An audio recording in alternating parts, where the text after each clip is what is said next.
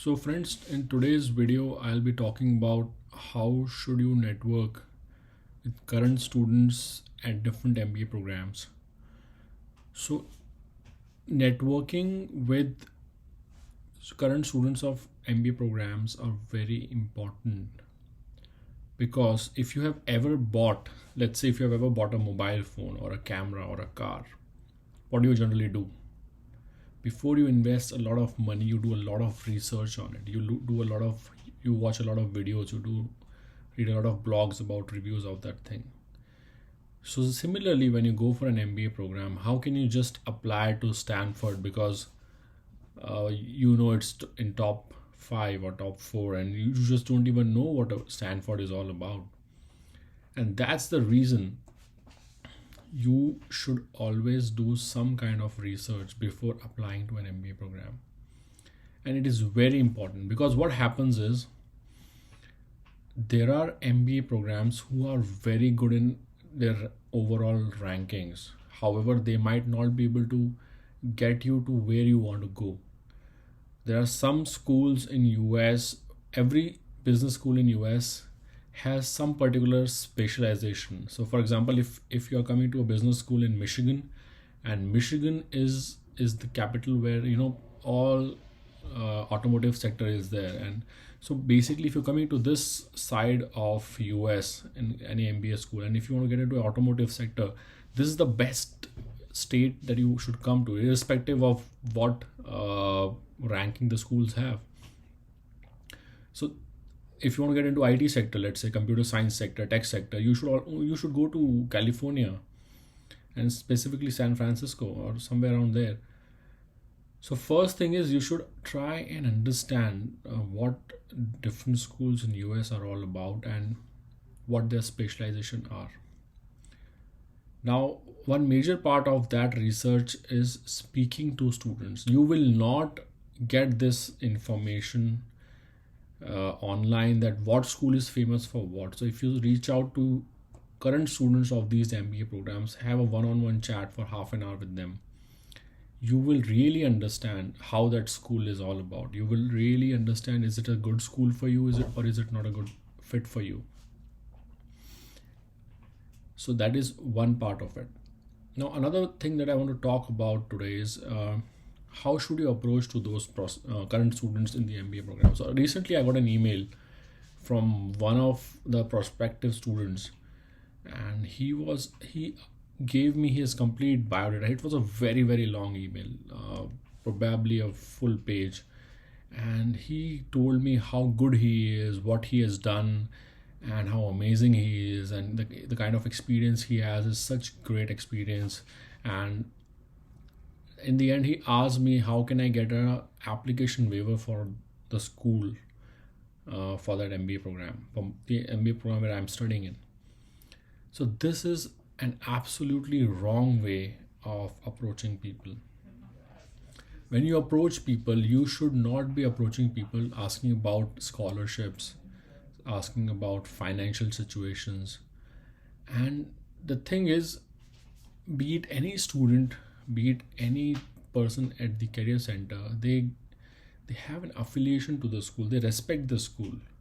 When you approach from such a selfish perspective of just financial perspective, it disappoints the student and the school as well. And current students play a very important role in your selection. So for example, I'll tell you, so when I go to my MBA college every day for my classes, and my career center who trains us in making resumes, prepares us for the interviews, are the same people who will be looking at profiles of prospective students and their essays and all. So I know them. I know people who will make decisions to select which student to take for the MBA program. If someone reaches to me after doing his homework about my school and asks me specific questions, and that will make me feel good about that guy, that will make me feel that this guy is really genuine. And then if I like that guy, I can probably shoot out an email from my side saying that I spoke to so and so guy, and I feel that his experience and his profile is a great profile for the coming batch, and that will have a huge impact on your application and selection criteria. Another thing is that so few of these current students in every MBA school are hired part-time by the admissions team, and they are paid. So they are paid to speak with prospective students. And so for example, if I'm hired by the admissions team, and if I do 4 or 5 hours of calls with the prospective students in a week, I will be paid for that by the admissions team. And my job is that I will speak to the candidates who are calling me, who are speaking with me, and once I've spoken with them, I'll prepare a small brief about whom did I speak with, how was that guy, did I like him or not, can he be a right fit for our program. So you don't know the prospective student that you are, the current student of the MBA program whom you are speaking with, just to understand the MBA program, how much weightage it will have on your selection. So don't think that current students, you can just call them, you can just email them, start asking for scholarships. No, you should really be focused. You should show maturity. You should say that I come from so and so background and I've done my research and I understand that so your school is famous for operations management, for supply chain management, and I have done this kind of work. Do you think I'll be a right fit for this program? How are the professors? What classes can you take? And how do you think this MBA program will add value to me? Any other experience that you have seen in the US? What problems that you face? How can I prepare better? These are some of the questions that you should be asking the current students, rather than just reaching them out, not knowing anything, and just wasting their time and your time as well. There are certain students who reach out. I have my friends here in the MBA program. They tell me that there are certain students who reached out to them, scheduled a slot for a video call with them on Zoom, and they didn't turn up. They didn't turn up at the scheduled time. How can you even expect to be selected in this program if you do such kind of unprofessional things? So try and understand this thing, that doing your own research, speaking to multiple people in one particular school shows your interest towards that school.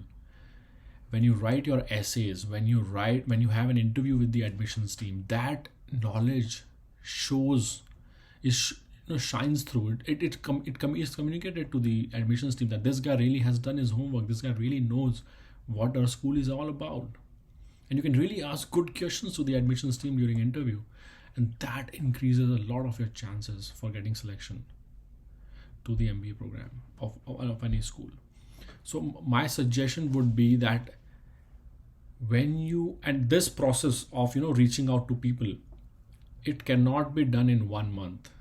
Don't think, because if you write an email to me, let's say you want to come to my school, you write an email to me, and you ask me, can I speak with you? It will take at least 1 week to schedule a particular time for a call, depending on how busy I am. If I'm free, we can do it in let's say a week. If I'm busy with my exams and all, it might take, let's say, 2 or 3 weeks just to schedule one call with me. So if I really want to do a research, I should at least start 1 or 2 years in advance. And then I should, and whenever you're doing this kind of a work, always have a notebook with you and a pen. Whenever you're making a call with some current student, have a copy and pen with you. Write down your questions that you'll be asking to that person, and make your notes when you're talking to this guy. So over the course of those 2 years, when you have decided that you'll be doing an MBA after 2 years, keep doing this research, keep talking to different people, and you will realize that you have learned so much in those 2 years and with those diary of yours. So, and that would be a great information for you to decide really where to go.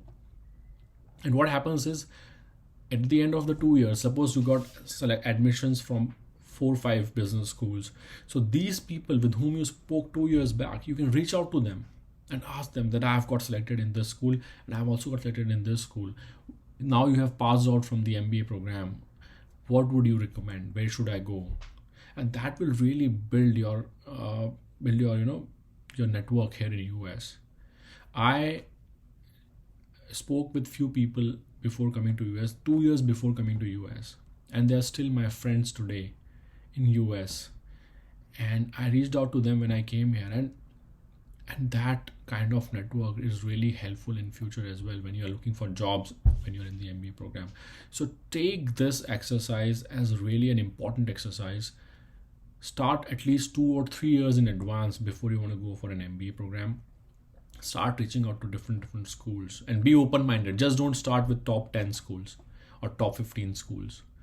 Have a look at the US map, what states are where. Go and watch some videos on YouTube, like what is the speciality of every state in US. What is East Coast, what is West Coast, what is Texas area, Arizona, what are those areas famous for, what kind of industries there are there.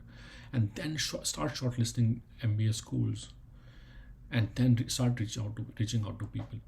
So that's what I feel is the importance of doing your own research and reaching out to people.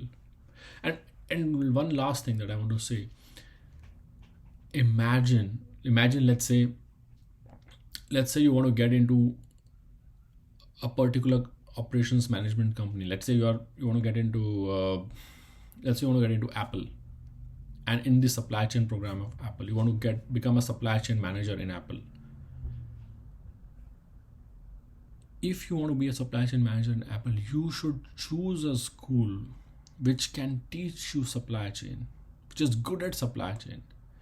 If you go to a top 10 school in US, and if that school is not good at supply chain, that school is not very good at supply chain, then even though you finish your MBA from that school and enter Apple as a supply chain manager, and another guy who was, let's say, from a top 50 school, and that school was good for supply chain, that guy will still beat you in the competition because he will know much more than you about supply chain.